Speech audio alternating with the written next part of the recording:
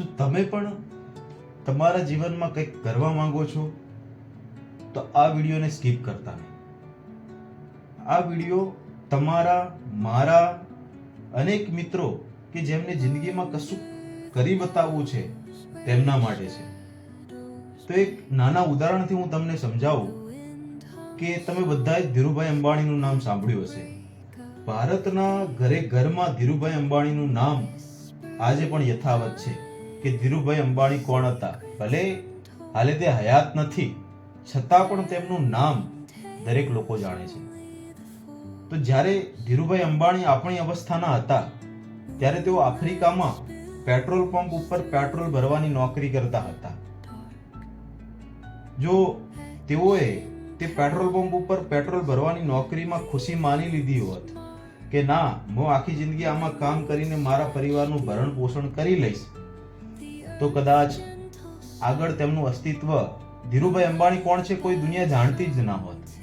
પણ તેમને એક વિચાર આવ્યો, નાનકડો વિચાર આવ્યો કે જેમ આજે હું આ પેટ્રોલ પંપ ઉપર પેટ્રોલ ભરું છું, તેમ આખી દુનિયામાં મારા પોતાની કંપનીના પેટ્રોલ હોય, પેટ્રોલ પંપ હોય અને મારી નીચે લોકો કામ કરતા હોય. એવું મારે કંઈક કરવું છે. તો આજે તમે બધા જ જાણો છો કે રિલાયન્સ કેમિકલ, રિલાયન્સ ઇન્ડસ્ટ્રીનું કેટલું મોટું નામ છે. દુનિયાના અબજોપતિમાં ધીરુભાઈ અંબાણી, એમના પુત્ર મુકેશભાઈ અંબાણીનું નામ છે. ને એ ક્યારે થયું કે જ્યારે ધીરુભાઈ અંબાણીએ એક નાનકડો વિચાર કર્યો કે ના, મારે પોતાની કંપની સ્થાપવી છે.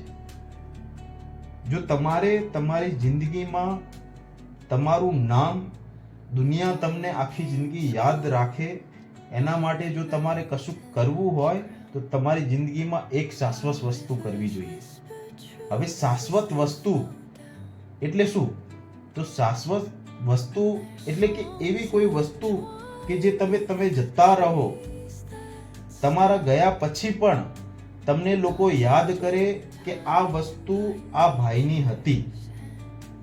જેમ ધીરુભાઈ અંબાણીએ રિલાયન્સ ઇન્ડસ્ટ્રીની સ્થાપના કરી, તો અત્યારે ભલે ધીરુભાઈ અંબાણી હયાત નથી, છતાં પણ લોકો એમને હજુ પણ યાદ કરે છે. તો શાશ્વત વસ્તુ એટલે એ કે તમે તમારી પોતાની કંપની સ્થાપો. કોઈ પણ જાતની નાનકડી કોઈ પણ કંપની, કોઈ પણ વસ્તુની શરૂઆત પહેલા પગથિયેથી થાય છે, પછી ધીરે ધીરે ઉપર ચડાય. પણ તમે વિચાર કરશો તો એ વસ્તુ થશે. તો મિત્રો, ક્યારે પણ સમાજ, લોકો કે ના મેં આ વિચાર કર્યો છે તો લોકો શું વિચારશે, સમાજ શું વિચારશે, જો મારાથી આ વસ્તુ ના થઈ અને હું એમાં ફેલ થયો તો સમાજમાં હું હાસ્યનું પાત્ર બનીશ. તો આ બધી વસ્તુનો જો તમે વિચાર કરવા જશો તો તમે ક્યારે પણ તમારા જીવનમાં કશું પણ મોટું કાર્ય નહીં કરી શકો. તમે હાલ જે પરિસ્થિતિમાં છો એ પરિસ્થિતિમાં આખી જિંદગી તમારે ગુજરાન કરવું પડશે. તો કોઈ પણ વસ્તુનો એકવાર વિચાર મનમાં આવે તો આજ નહીં તો કાલ ગમે ત્યારે એના ઉપર અમલ કરો. આજે તારીખ 16 છે તો આજનો જે વિચાર છે એ એકવાર આવ્યો તો એના વર્ષ પછી તમને ક્યારેય પણ એ વિચાર વિશે વિચારવાનો ટાઈમ નહીં મળે. તો મિત્રો, જે પણ વસ્તુ તમારા જીવનમાં કરવી છે તેનો અમલ આજથી જ કરતા શીખો.